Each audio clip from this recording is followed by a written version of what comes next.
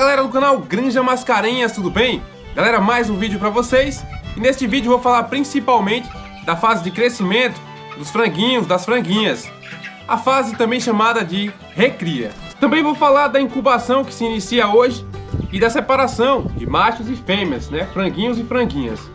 Antes de mais nada, quero mandar um abraço para Evanilson Oliveira Nunes, de Brasília de Minas.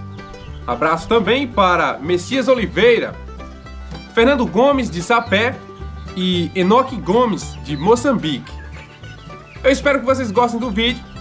Já peço que deixe sua curtida, inscreva-se no canal se não for inscrito ainda e ative as notificações para continuar recebendo conteúdo e ajudar o canal a crescer, valeu? Então, vamos ao manual da fase de crescimento.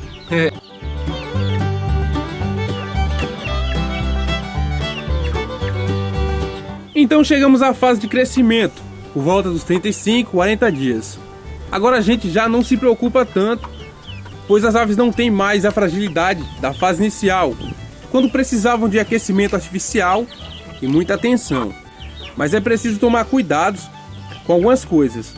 Nessa fase é muito importante focar na alimentação. Uma ração de qualidade vai garantir o bom desenvolvimento das aves. Elas poderão expressar seu potencial genético. Porém, isso vai depender de um conjunto de fatores. O ambiente deve ser impecável, né? Ter mais espaços, ter uma boa cama, que tenha capacidade de absorver a umidade das fezes e dissipar no ar. Pois uma cama úmida trará muitos problemas. Um deles é a presença do gás amônia, que é gerado pela decomposição das fezes pelas bactérias. Esse gás é tóxico para as aves. Então mantenha a cama bem sequinha. Água limpa e fresca não pode faltar, como em todas as fases da vida das galinhas.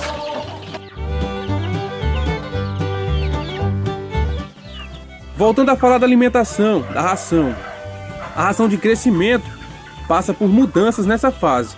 Basicamente muda-se a quantidade de proteínas e cálcio à medida que as aves crescem. Menos proteínas, mais cálcio no final da fase, quando as frangas chegam na pré-postura. Então eu utilizo farelo de soja, milho moído e núcleo de crescimento nos primeiros meses. Adiciono o calcário somente quando as aves estão com cerca de 3 a 4 meses. Já fiz vídeo falando da fórmula de várias rações. Depende muito do tipo de núcleo que você usar. Por isso eu aconselho buscar fórmulas na internet. Dá um Google aí. Então eu sirvo ração de 2 a 3 vezes ao dia. Normalmente o suficiente para encher o papo, né? E sobrar um pouco no comedouro. Deixar a ração à vontade não é interessante, pois as aves podem enjoar. E sinceramente, a criação caipira, criação rústica e raças puras não tem muito conteúdo disponível na internet com relação ao manejo. Quase tudo que a gente encontra sobre a criação de galinhas está relacionado às linhagens comerciais, as galinhas de granjas convencionais, né? As poedeiras híbridas, as aves de corte. Então, a alimentação, o manejo dessas aves nem sempre é compatível com as galinhas que criamos, embora a gente use como base, né, esse manejo e esse tipo de alimentação. Bom, eu já procurei em sites gringos, mas é difícil encontrar, né, o material direcionado. Criadores de fora do Brasil utilizam muito a ração em grãos, sementes inteiras, mas isso principalmente para aves adultas. E aqui é só farelo de soja, milho, trigo e etc. Então a gente tem que se virar para desenvolver um manejo mais adequado para nossas aves. Por isso é importante compartilhar as experiências. Bom, nessa fase de crescimento, você já pode servir alimentos alternativos, saindo um pouco da ração. Já pode soltar as aves em piquetes, caso seja seguro, né? Se sua região tem muitos predadores, melhor não. Espere elas crescerem mais. O contato com a terra é muito importante também. Além do banho de terra, que é ótimo para o bem-estar, elas engolem muitas pedrinhas que vão ajudar a digerir alimentos.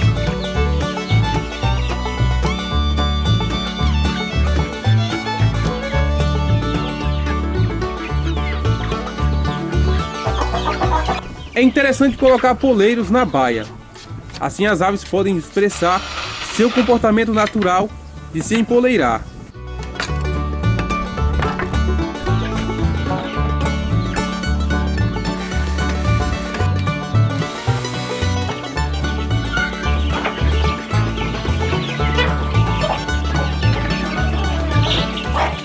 Quando elas dormem no chão, sobre as fezes, são mais suscetíveis a doenças. Nesta fase, os principais problemas são com relação ao trato digestivo das aves, problemas intestinais, como diarreia, coccidiose, e é importante observar as fezes para tratar quaisquer problemas o mais breve possível. O recomendado é vacinar as aves, mas nem sempre a gente encontra as vacinas, além de custarem caro, algumas delas. Também é importante vermifugar as aves a partir de um mês, principalmente se elas tiverem acesso à área externa e ambiente úmido. Tem várias opções de vermífugos no mercado e os vermes, eles podem atrapalhar muito o desenvolvimento dos franguinhos. Ainda visando o bem-estar, além dos poleiros e do banho de terra, um brinquedo ajuda bastante. Vai tirar o tédio dos bichos. Eu furei essa garrafinha PET, coloquei milho moído e tá aí, para eles se entreterem.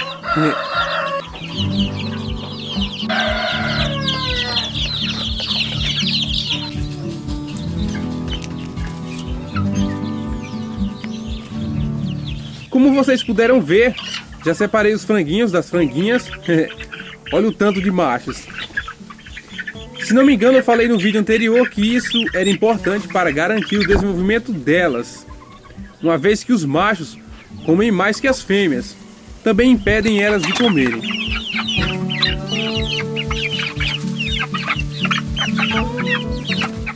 Também deu uma diminuída na densidade de aves na baia, isso é bom.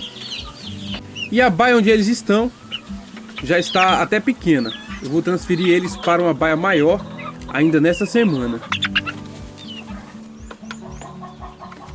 Bom, iniciando outra incubação aqui, desta vez natural. Eu preparei o ninho, joguei cal para desinfetar, afugentar os piolhos. Se bem que a gente precisa ficar atentos, né? Pois uma galinha choca é um prato cheio para os ectoparasitas. As pichilingas adoram.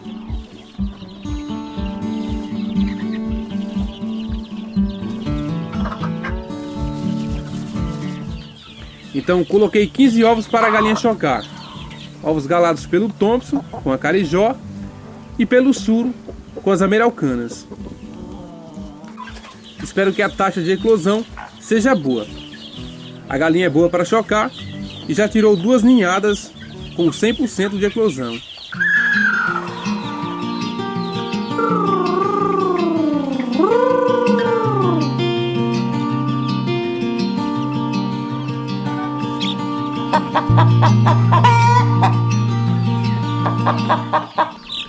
Então é isso, eu espero que vocês tenham gostado do vídeo. Em breve trarei outro interessante. Um abraço a todos e fiquem com Deus. Tchau!